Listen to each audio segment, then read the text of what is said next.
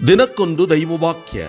ಒಂದು ಮಾರ್ಗ ಒಬ್ಬನಿಗೆ ನೇರವೆಂದು ತೋರಬಹುದು, ಕೊನೆಗೆ ಅದು ಮರಣಕ್ಕೆ ಒಯ್ಯುವ ಹಾದಿಯಾಗಬಹುದು. ಜ್ಞಾನೋಕ್ತಿಗಳು 16:25. ಆತ್ಮಾವಲೋಕನ.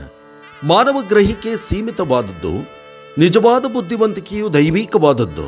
ಮಾನವ ತೀರ್ಪು ಮೋಸಗೊಳಿಸುತ್ತದೆ, ಏಕೆಂದರೆ ಅನೇಕ ಕ್ಷಣಗಳಲ್ಲಿ ಪ್ರಯೋಜನಕಾರಿಯಾಗಿಯೂ ಸರಿಯಾಗಿಯೂ ಕಾಣುವ ಕ್ರಿಯೆಗಳು ಅಂತಿಮವಾಗಿ ಅವು ನಕಾರಾತ್ಮಕ ಅಥವಾ ವಿನಾಶಕಾರಿ ಪರಿಣಾಮಗಳಿಗೆ ಕಾರಣವಾಗುವುದನ್ನು ಅನುಭವದಿಂದ ವಿಮರ್ಶಿಸಬಹುದು.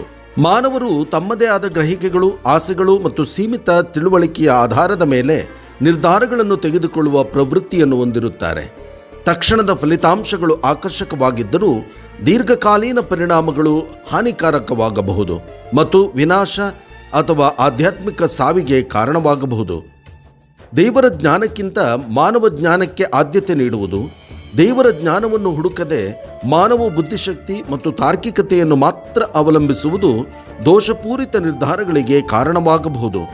ವ್ಯಕ್ತಿಗಳು ಜೀವನದ ಎಲ್ಲ ಅಂಶಗಳಲ್ಲಿ ದೇವರ ಮಾರ್ಗದರ್ಶನವನ್ನು ಪಡೆಯಲು ಮತ್ತು ಆಕರ್ಷಕವಾಗಿ ಕಾಣಬಹುದಾದ ಆದರೆ ಅಂತಿಮವಾಗಿ ವಿನಾಶಕ್ಕೆ ಕಾರಣವಾಗುವ ಆಯ್ಕೆಗಳ ಬಗ್ಗೆ ಜಾಗರೂಕರಾಗಿರುವುದು ಒಳಿತಲ್ಲವೇ?